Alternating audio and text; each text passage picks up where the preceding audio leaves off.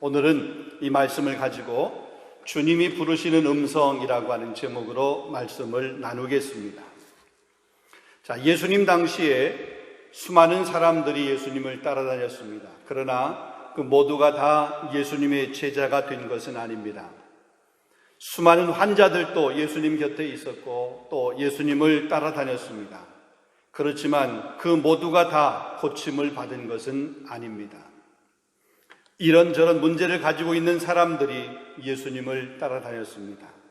그렇지만 모두가 다 자신들이 가지고 있던 그 문제가 해결함 받은 것은 아니었습니다.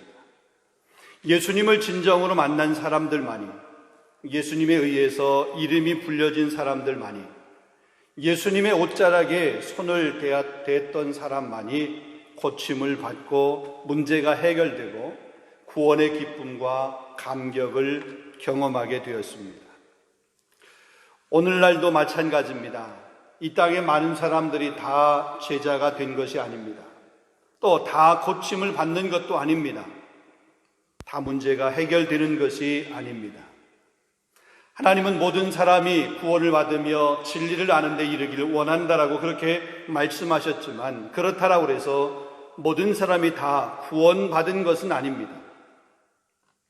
예수님과 진정한 만남이 없으면, 예수님께서 그의 이름을 불러주지 않으면 참 구원 혹은 참 자유, 참된 그런 평안을 누리지 못하게 되는 것을 보게 됩니다. 그러기에 예수님의 이름을 불러준다는 것이 얼마나 중요한지 모릅니다. 자, 오늘 본문의 말씀을 보면 예수님에 의해 이름이 불려진 한 사람이 있습니다. 삭개오입니다. 그는 세리장이고 부자입니다. 그는 물질적으로 부족함이 없는 그런 삶을 살았습니다. 크고 좋은 집에 거주하였습니다. 경제적으로 여유가 많았습니다. 외적으로 보면 부족함이 없는 그런 삶을 살고 있었습니다. 근심과 걱정이 없는 그런 삶을 살고 있었습니다. 그런데 그는 내적으로 보면 많은 갈등과 번민, 공허함과 회의감에 빠져서 참 기쁨과 참 평안이 없는 그런 삶을 살고 있었습니다. 자신의 삶에 대해서 누구에게 자랑스럽게 이야기할 수도 없는, 떳떳하지 않은 그런 삶을 살았고, 자신감이 없는 삶을 살았습니다. 만족감이 없는 그런 삶을 살고 있었습니다. 모든 것이 풍족한데 늘 목마른 그런 삶을 살고 있었습니다. 여러분, 삭개오라고 하는 그 이름의 뜻은 순수하다 혹은 순결하다, 깨끗하다라고 하는 이런 의미를 가지고 있습니다. 이런 부모가 자녀에게 이름을 지어주게 될 때에 어떤 마음으로 그 자녀의 이름을 지어줍니까? 그냥 대충 아무렇게나 살게 하기 위해서 아무 생각 없이 이름을 지어주는 것이 아니라 자녀의 삶이, 그의 인생이 남다른 탁월함이 있고 의미가 있는 삶을 살기를 원하는 마음을 그 이름에 담아서 자녀의 이름을 지어주는 것을 보게 됩니다. 저에게도 두 자녀가 있는데 아들은 지훈입니다. 지혜 지자에 빛날 훈자, 정말 지혜가 빛나는 그런 삶을 살아라 라고 하는 그런 의미에서 지훈이라고 지었습니다. 지혜 지자에 지혜 해자입니다. 지혜 위에 지혜를 더하는 삶을 살아라, 이런 의미에서 그 이름을 주어주었습니다. 여러분도 마찬가지일 것입니다. 여러분 자녀의 이름을 지어줄 때 나름대로 정말 세상에서 다른 사람들이 생각하는 것보다 훨씬 더 사랑을 담아서 그 자녀의 이름을 지어주었을 것입니다. 자, 그러니까 삭개오의 부모가 삭개오의 이름을 지어줄 때 그 부모의 마음이 어떠했겠습니까? 순수하게 살아라, 순결하게 살아라, 깨끗한 삶을 살아라, 이런 의미에서 그의 이름을 지어줬을 것입니다. 그런데 부모의 기대와 부름에 걸맞는 삶을 그는 살지를 못했습니다. 자신의 이름에 걸맞는 삶을 살아가지 못하고 있는 그 삭개오의 마음이 어땠을까요? 여러분, 삭개오가 살고 있는 곳은 여리고입니다. 여리고는 요단강 서쪽에 위치해 있는 그런 도시입니다. 세계에서 가장 오래된 도시 중에 하나입니다. 기후가 온화하고 샘이 있어 물이 있어서 고대 많은 사람들이 정착해 살기를 아주 좋아했고 또 그렇게 쉬운 곳이었습니다. 그곳에는 종려나무들이 많아서 종려의 성읍이다, 종려의 마을이다 이렇게 불리움을 받았습니다. 교역이 활발했던 그런 도시입니다. 사람들의 왕래가 많았던 그런 도시입니다. 자, 본문 2절에 보니까 그곳에 삭개오라고 이름하는 사람이 있습니다. 자, 삭개오라 이름하는 자가 있으니 세리장이요 또한 부자라 그렇게 말씀합니다. 이 삭개오의 직업은 세리장입니다. 그리고 그는 부자입니다. 그 당시 로마가 유대를 통치하고 있었던 그런 시대입니다. 그 도시의 세리장이었다라고 그러면 대단한 힘을 가지고 있는 사람, 출세한 사람, 그런 사람 중에 한 사람입니다. 개인적으로는 그렇게 출세한 사람, 힘이 있는 사람이지만 로마의 세금을 내야 하는 것을 대신 징수해야 했기 때문에 백성들에게서는 그 사람들에게는 매국노다, 혹은 로마의 앞잡이다, 혹은 착취자다, 반역자다 이런 소리를 들었습니다. 백성들에게는 욕을 먹는 그런 사람이었습니다. 로마의 세금을 내는 것은 정해져 있습니다. 일정액이 정해져 있습니다. 세리들이 금액을 얼마 받든지 로마에서는 상관하지 않습니다. 단지 그냥 정해진 그런 액수만 세금으로 로마는 받으면 됩니다. 그 당시의 세리들은 정해진 금액만 세금으로 받은 것이 아니라 마치 불의한 재판관처럼 자기 마음대로 징수했습니다. 지나치게 많은 금액을 징수하여서 일정한 금액만 로마에 이렇게 납부를 하고 나머지는 자기 것으로 그렇게 착복을 했습니다. 백성들의 고혈을 빨아먹은 것입니다. 그러니까 사람들이 좋아할 리가 없습니다. 얼마나 많은 금액을 그가 착복했는지 오늘 성경은 보면 부자다라고 그렇게 그에 대해서 소개하고 있습니다.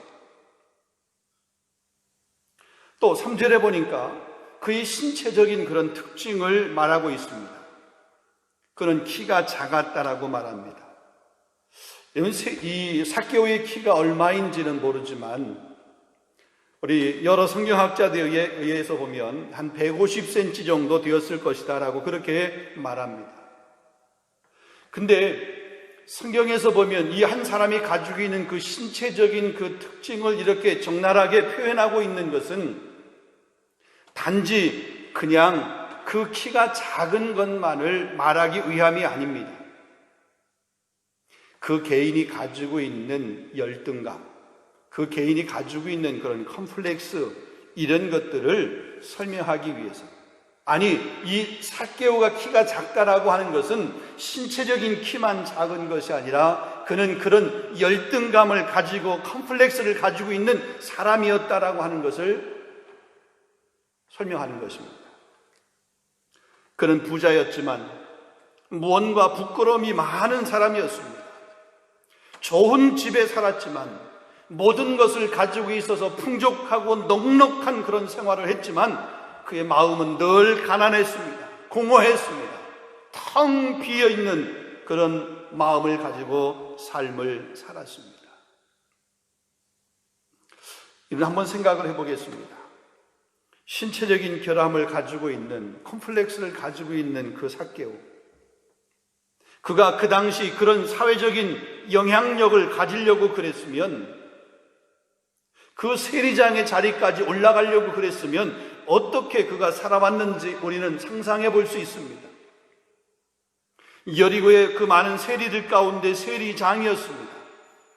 나름대로 자기 열등감을 극복하기 위해서 굉장히 저돌적으로 살았을 것입니다. 목표 지향적으로, 성공 지향적으로 그렇게 달려왔을 것입니다. 자신의 열등감을 극복하기 위해서 때로 이를 악물고 온갖 방법을 다 동원해서 살아왔을 것입니다. 다른 사람의 시선에 초라해 보이지 않기 위해서, 때로는 부정적인 방법이라 할지라도 자신의 그 초라한 모습을 감출 수 있다라고 그러면, 그것을 감추기 위한 어떤 것이라고 그러면 그것을 소유하기 위해서, 그것을 손에 넣기 위해서 그는 수단 방법을 가리지 않고 살아왔을 것입니다. 그래서 부를 축적했습니다. 나름대로 성공적인 삶을 살고 있었습니다. 아니, 그런 삶을 살고 싶었습니다. 실제로 그런 삶을 살았습니다. 그러니까 세리장까지 된 것입니다. 자, 그렇게 성공을 했습니다. 다른 사람들보다 더 많은 것을 소유했습니다. 그런데 그 마음에 채워지지 않는 공허함은 자기가 소유한 그 모든 것으로, 자기가 지금 누리고 있는 그 삶으로 해결되지 않았습니다. 세상적인 부와 세상적인 것으로 그 마음을 채우려고 하면 할수록 오히려 더 공허하고 더 괴로웠습니다. 공동체로부터 자신의 삶이 인정받는 것이 아니라 그 공동체로부터 자신의 삶이 점점점 더 멀어지게 되었습니다. 더 나쁜 사람으로, 아니 사람 취급을 받지도 못했습니다. 자, 그런데 그 마을에 예수님께서 지나가신다고 하는 것입니다. 아니, 예수님께서 그 마을에 오신 것입니다. 여러분, 본문 1절 말씀을 보겠습니다. 1절을 보게 되면 예수께서 여리고로 들어가 지나가시더라 그랬습니다. 이제 예수님께서 갈릴리 사역을 이렇게 하시다가 마지막 유월절을 지키기 위해서 예루살렘으로 가시는 그런 길이었습니다. 마지막 유월절을 지키기 위해서 예루살렘으로 간다, 이 말은 이제 십자가를 지시기 위해서 예루살렘으로 가시는 그런 길이었습니다.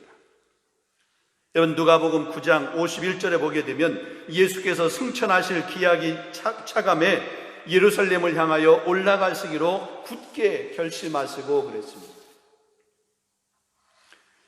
여러분, 이 예루살렘으로 올라가는 길에 여리고라고 하는 이 성을 들린 것입니다. 예루살렘으로 가는 길, 다른 길로 갈 수도 있습니다. 아니, 그 다른 길로 가는 것이 오히려 빠른 길이고 그 길이 편한 길입니다. 그런데 예수님께서는 여리고로 돌아서 가신 것입니다. 왜 그랬을까요? 삭개오를 부르시려고, 삭개오를 구원하려고 그런 것입니다. 여리고의 삭개오 한 사람, 그 한 사람을 구원하기 위해서 그런 의도를 가지고 여리고에 들리신 것입니다. 잃어버린 한 영혼을 구원하시려고 하시는 예수님의 마음을 우리가 여기에서 볼 수가 있습니다. 자, 자기 마을을 지나가는 예수님을 이 삭개오는 보고 싶었습니다. 예수님을 보고자 했지만 볼 수가 없었습니다. 자, 그에게는 예수님께 나아가는 데 있어서 장애가 있었습니다. 그 장애는 그가 키가 작다는 것입니다. 그리고 사람들이 가로막고 있었다고 하는 것입니다. 본문 3절입니다. 그래서 이 삭개오가 돌 무화과 나무 위로 올라갑니다. 여러분, 이 개역 개정판에는 돌 무화과 나무라고 그랬지만 옛날 개역 한글판에는 뽕나무라고 그랬습니다. 그래서 뽕나무에 올라갔습니다. 이 여리고라는 이 도시는 종려나무가 많은 그런 도시입니다. 종려나무, 이 대추야자가 많은 그런 도시, 그런 마을입니다. 종려나무는 키가 큽니다. 그러기에 그 종려나무 위에 올라가게 되면 그 종려나무 위에서 예수님을 쳐다보는 것이 훨씬 더 쉽습니다. 그런데 삭개오는 그 종려나무에 올라가지 아니하고 돌 무화과 나무에 올라갔습니다. 여러분, 왜 그랬을까요? 예수님을 보는 것만이 그의 목적이 아니었기 때문에 그렇습니다. 여러분, 이 돌 무화과 나무는 무화과 나무와 비슷한 야생 열매 나무입니다. 근데 이 돌 무화과의 열매는 떫고 씁쓸름해서 그냥은 그것을 먹을 수가 없습니다. 그래서 목자들이, 사람들이 그 나무에 올라가서 바늘로 그 열매에 이렇게 구멍을 뚫습니다. 그리고 그 구멍을 뚫고 거기에다가 올리브 기름을 이렇게 바릅니다. 그러면 그 떨떠름하고 쓰던 그 돌 무화과 나무의 열매가 무화과처럼 그렇게 달게 되어서 먹을 수 있는 것입니다.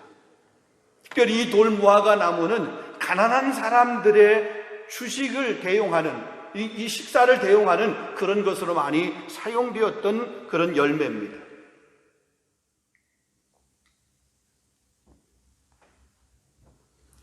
지금 이 삭개오가 이 돌 무화과 나무에 올라간 것입니다.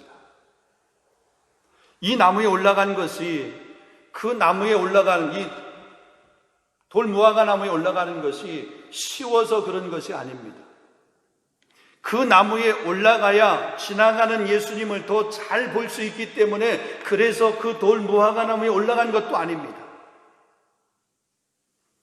잘 보이는 것이 목적이었고 쉽게 올라가는 것이 목적이었다라고 그러면 그 마을에 가장 많이 있는 그냥 종려나무, 그 나무에 올라갔을 것입니다. 예수님께서 이 여리고를 지나가는 그 시기는 이 돌 무화과 나무에 그 열매에 구멍을 뚫고 거기에 올리브 기름을 바르는 그런 일을 하는 시기였습니다. 그러니까 지금 그때 그 일을 해야 되기 때문에 이 돌 무화과 나무에는 지금 많은 사람들이 올라가서 그 일을 하고 있는 중입니다.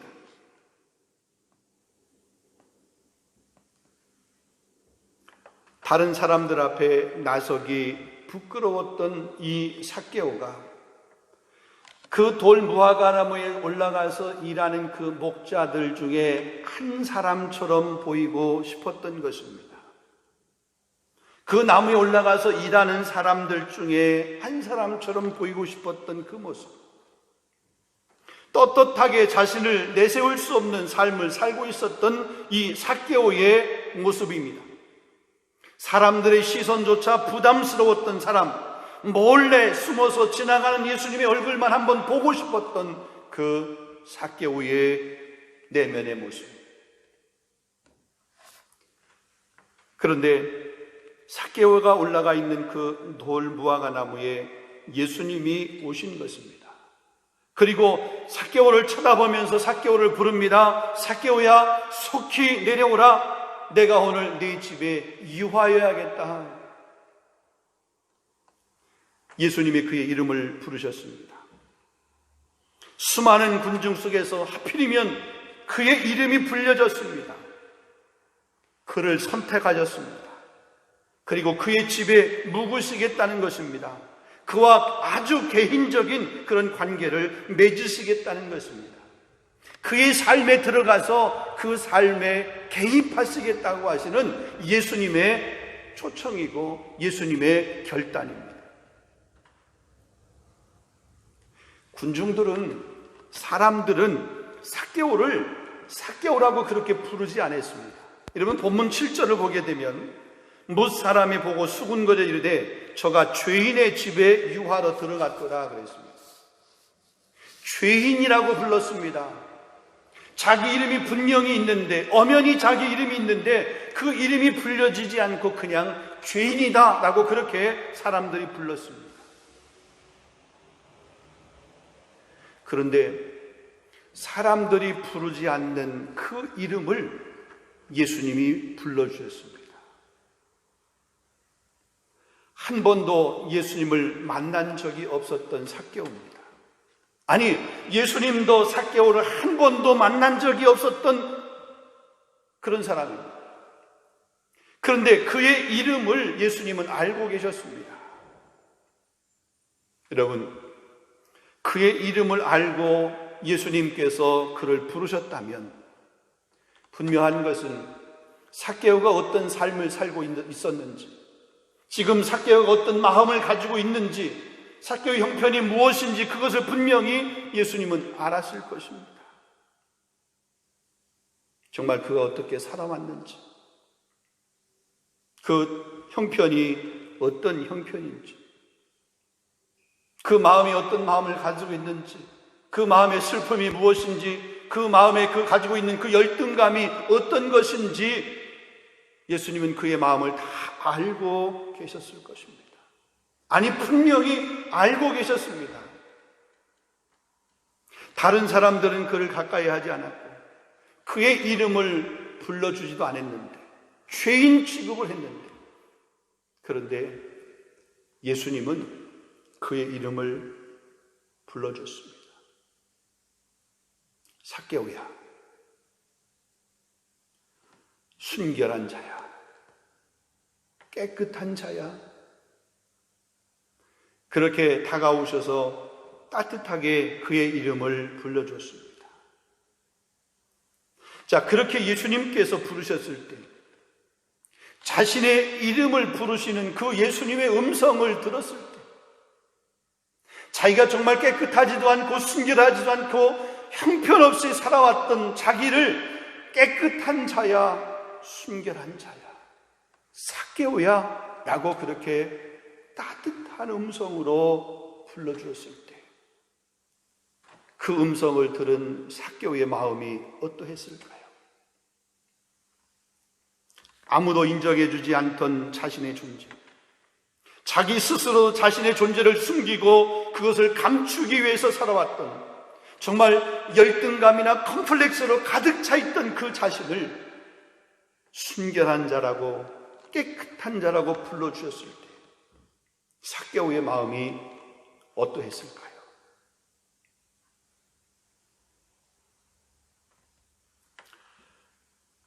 자신의 과거가 부끄러웠을 것입니다. 아니, 자신의 과거가 정말로 부끄러웠습니다. 얼마나 죄인된 삶을 살아왔는지 자신을 철저하게 회개하고 깨달았을 것입니다. 그래서 그가 회개하고 자신의 죄를 돌이킵니다. 이 세리장인 삭개오, 재물과 관련해서 자신이 얼마나 큰 죄를 범했는지 그는 잘 알고 있었습니다. 그래서 회개와 동시에 자기가 갚아야 할 것을 정확하게 계산을 해서 정리하여서 예수님에게 말하는 모습을 보게 됩니다. 구체적으로 어떻게 정리해야 할지를 결정하고 그것을 구체적으로 실천하는 행동으로 옮기는 그 방법을 예수님에게 말하고 있는 것입니다. 그냥 두루뭉실하게 넘어가지 않았습니다. 생각한 것으로, 마음에 이렇게 좀 느낀 것으로 그것으로 끝나지 않았습니다. 실천했습니다. 행동으로 옮긴 것입니다. 본문 8절입니다. 삭개오가 서서 주께 여짜오되 주여 보시옵소서, 내 소유의 절반을 가난한 자들에게 주겠사오며 만일 네 것을 토색한 일이 있으면 4배나 갚겠나이다. 여러분, 그 당시 유대 율법에 보게 되면 20%, 5분의 1 정도만 더해서 갚으면 됩니다. 그런데 5분의 1이 아니라 4배를 갚겠다라고 그렇게 한 모습을 보게 됩니다. 자신이 그동안 살아오면서 가졌던 최고의 인생관, 자기의 목표를 포기하고 수정하는 모습을 볼 수 있습니다. 자신의 열등감의 가면을 벗는 그런 모습을 보게 됩니다. 예수님이 삭개오의 이름을 불려주니까 오랜 시간 자신을 짓누르고 있던 그 억압에서 자유로움을 경험할 수 있었습니다. 자기를 스스로 감옥에 이렇게 가둬놓고 있었던 그 마음의 감옥에서 이제는 나올 수 있게 되었습니다. 자신의 이름이 불려졌을 때요. 여러분, 말씀을 맺기를 원합니다. 오늘 예수님이 여러분에게 찾아오셔서 여러분의 이름을 부르시는 그 예수님의 음성을 들을 수 있기를 원합니다. 예수님께서 우리의 이름을 부르실 때에 우리의 인생, 우리의 존재는 새로워지게 됩니다.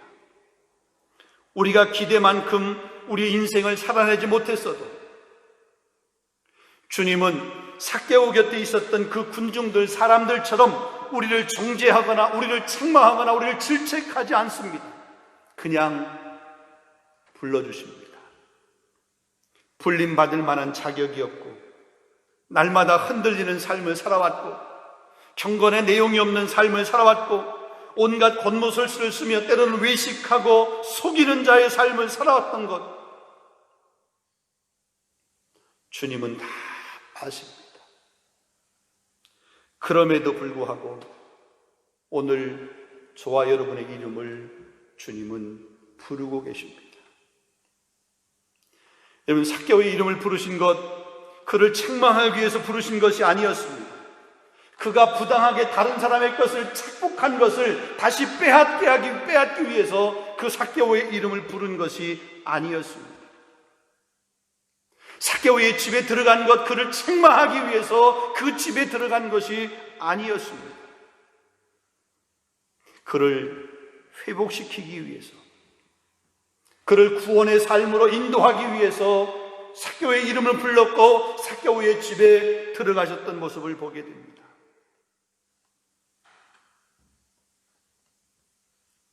주님 안에 거하는 삶을 살게 하기 위해서